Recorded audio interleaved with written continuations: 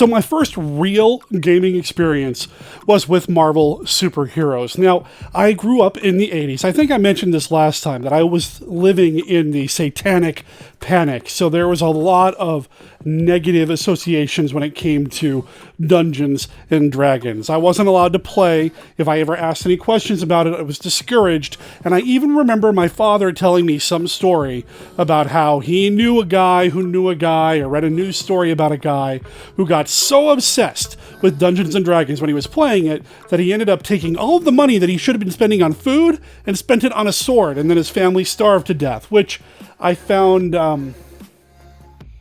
fascinating, but kind of silly at the same time. Nonetheless, I wasn't allowed to play Dungeons and Dragons. A few times it came up because I had a friend that played it, or a guy in Boy Scouts played it, or maybe even somebody brought it along to a Boy Scout camping weekend. It just wasn't something that I was allowed to explore and do. Yeah, I watched the cartoon, which I'll get into down the line at some point on this channel, but beyond that, I had no real Dungeons and Dragons in my life. But I knew what role-playing games were, because I had checked out a couple of role-playing game books from the local library. I was actually surprised to find things like Teenage Mutant Ninja Turtles and Other Strangeness and things along those lines at the public library. So I checked those out, but I didn't really understand how gaming worked at that point. Plus, I didn't have anybody to play with. I tried to set something up with my little brother, but it just didn't work out. Well, I expressed my interest in role-playing games to a couple of my friends, and in high school, one of my closest friends was a guy by the name of Greg. Greg invited me over to his place, and I brought my brother along as well, and he ran us through a role-playing game session of Marvel superheroes. Now, this is the game system that was put out by TSR, and as far as I'm concerned, it is the absolute best superhero role-playing game that has ever been created. If there is a better one, or a equivalent one out there, please leave a comment down below and let me know, because I'm always looking to recapture the magic of Marvel superheroes. Not that I really need to. I still have my old material. You saw that at the beginning of the video. These books have been through thick and thin with me. I've owned them for years, and I'll get into how I acquired those here in a little bit. So here's what happened. My brother Kevin and I went to Greg's house. Greg set us up in the dining room of his home. I don't think his parents were home at the time. He was going to be the judge, which is what you called the game master of Marvel superheroes. And then he was going to run us through a pre-generated adventure featuring the West Coast Avengers. Now, the West Coast Avengers was my second favorite Marvel superhero team at the time. My first being the X-Men, because it was the 80s, early 90s. Of course I liked the X-Men, but I also really enjoyed the West Coast Avengers. There's just something about the mix of Hawkeye, Mockingbird, Tigra, and the rest that I really enjoyed. So there was this pre-generated adventure that Greg ran us through. I don't remember the name of it. I haven't really bothered to look it up. Maybe I should at some point to see if it's still out there, so I can actually just reread it again and see if I can get some of that magic that I felt at the table at that point. Greg broke down the rules, explained how everything worked, and now we didn't make up our own characters. We had characters to play, like Hawkeye, or Wonder Man, or Tigra, you know, any of the West Coast Avengers. And the main point of the game was that somebody had captured Iron Man, and we needed to go find him, which meant none of us could play Iron Man, which was really unfortunate, because at that point, I really liked Iron Man. No, I didn't like Iron Man before he was cool. I just really liked Iron Man on the West Coast Avengers. So that was the game. I don't really have a lot of memories regarding the specifics of the game, like who we fought, who kidnapped Iron Man, that sort of thing. I do remember that when we found Iron Man and we rescued him, we had to fight through a bunch of enemies to get home, to get safe, to get away. And at that point, Greg said that we could play the Iron Man character, so of course I snatched up that character sheet, and man, that was so much fun. It really kind of opened my mind and broadened my horizons. It really introduced me to what role-playing games were proper, and for that, I'm going to be forever thankful for that experience, for what Greg did for me at that point. Now, Greg knew that I had a really good time, and actually, he got me that set that you saw at the beginning of the video for Christmas one year. He wrapped it up, gave it to me, and asked if I wanted to just open it up right then or wait until Christmas. And I said, you know, it's a Christmas present. Let's wait till Christmas. I put it under the tree, and I still remember my parents' look when I opened up this box from my friend Greg and found the role-playing game in that box. It was my Christmas gift from one of my closest friends at the time. And Greg, if you're watching this, thank you so much. Now, those boxes, they go for a lot of money now, but you saw the box at the beginning of this video. It's all beat up, and I love it. I would not sell this for anything. I know you can go online in various places and download bootleg copies of this game now, but I don't need to do that. I've got these old books that have been poured over. I'm missing the cover to one of them. The player's book itself is missing the cover. I don't care. The content is all I need. That and that periodic table of the elements looking thing on the back of the judge's book to allow me to play the game in the first place.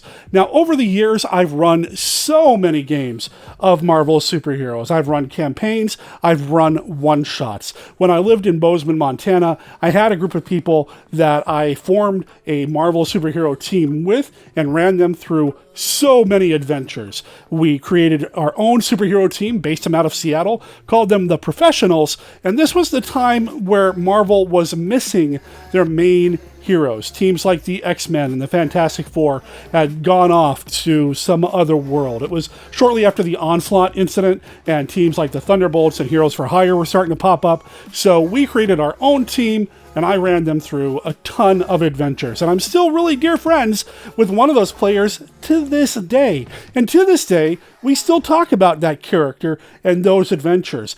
And to this day, I still consider writing down some of those adventures and releasing them as some sort of prose project. Obviously, I'd have to file off the Marvel superhero serial numbers so that I can put these books out without, violating trademark and copyright. But a lot of these characters were just so much fun to play with. I created some NPCs that have stuck with me over the years. Of course, some of them were inspired by some of my favorite Marvel superheroes.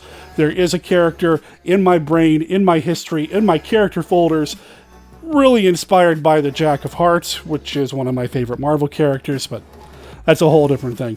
If you are interested in hearing more about some of these Marvel adventures, some of the adventures of the Professionals, or just some of my experiences and my opinions of Marvel superheroes, let me know down in the comments below, because I'd be happy to war story with you and share with you some of the memories that I have from playing Marvel superheroes. Before wrapping this up, I would like to share with you one very specific memory that I have from playing Marvel superheroes. My little brother Kevin was he 5-6 years younger than I was? So he did some things with me, because he thought it was cool to hang out with his big bro, but then other times he didn't want anything to do with me. Fortunately, Marvel superheroes was something that he wanted to do with me, and I was more than happy to run him through some adventures. Now, there was an adventure out there, pre-generated adventure or box set called Avengers Assemble. And in this set, what you do is you create your own Avengers team in the style of the West Coast Avengers having its own team apart from the Avengers. You need to create your own Avengers team. And we created the Rocky Mountain Avengers based out of, Cheyenne, Wyoming, and the Rocky Mountain area. And I chose my brother to be the leader of the team. Now, we generated a bunch of characters together, we did a bunch of random rolling, that sort of thing, and tried to assemble the best characters possible. And we created a character named the Packer for my brother, partly because he liked the name, but it was also inspired by the character's real name. I don't remember the first name, but the last name was Packard. And we created this background where he was a federal marshal that had befriended and did something for Tony Stark, and because of that, he got some technology from Stark that allowed him to superhero out into the field, and when it came time to lead the Avengers, based out of the Rocky Mountains, he was the pick. He had this battle pack that he would wear. He was not a normal guy. He had no superpowers outside of this battle pack that could shoot missiles and would have goggles that would wrap around that he could use to see in the dark and that sort of thing. It's kind of a fun little character, even if the name's a little silly. And I remember specifically that he chose to fly from where he was based out of to Cheyenne, Wyoming, commercial. Not even in first class. And he had to check his backpack, his battle pack, because at that point, the West Coast Avengers, the regular Avengers, they were the only Avengers out there. The Rocky Mountain Avengers didn't exist yet. So he was traveling commercial, and we did some rolls, and I thought, you know what? Let's do a skyjacking. Let's see what he does. Let's see how he handles it. So, two things. One, my brother, as the Packer, stood up, challenged the terrorists on the airplane. He has no weapons, But he had a dinner roll from the previous meal service, and he chucked it at the head terrorist, and he rolled so well. We considered it a connection, a definite hit, a critical, in the red. And if you know what the table looks like, if you're in the red, then, it's an extreme success. And yeah, so he threw a dinner roll at a terrorist and took the terrorist down. There was another terrorist on the plane that he bum rushed, got locked into the airplane bathroom, and started threatening him to stand down. He was an Avenger. You don't know what you're dealing with here. And my brother went to smack him to try to knock him out. This time he rolled incredibly poorly, but my brother, man, I never gave him enough credit for role-playing the way that he did. He was really good at it. He rolled so poorly, I told him that he missed the terrorist altogether, and he smacked the paper towel dispenser on the wall in the airplane laboratory, knocking the paper towel dispenser to the floor. My brother, without missing a beat, said, "And that's what's going to happen to you if you don't stand down right now." You know what? Of all the things that I did with Kevin, my brother, back in the day, playing role-playing games was one of the things that I enjoyed doing the most. There was filmmaking as well. We made a lot of movies together, but I miss role-playing with him. My brother passed away a few years ago, so Kevin, this video's for you, man. I hope you're rolling in the red wherever you are. Thanks for watching. Please consider giving this video a thumbs up and subscribe to the video because I've got more videos in the works that'll be coming out here at Dice Monster Dice. You can also look up Dice Monster Dice on Twitter and Facebook. We also have a website at dicemonsterdice.com and a Dice Monster Dice Discord. If you're interested in joining that Discord, drop me a line. Email me at monsterkidradio@gmail.com and I'll get you the Discord invite. Thanks again for watching. My name's Derek M. Cook, and I'll talk to everybody next time.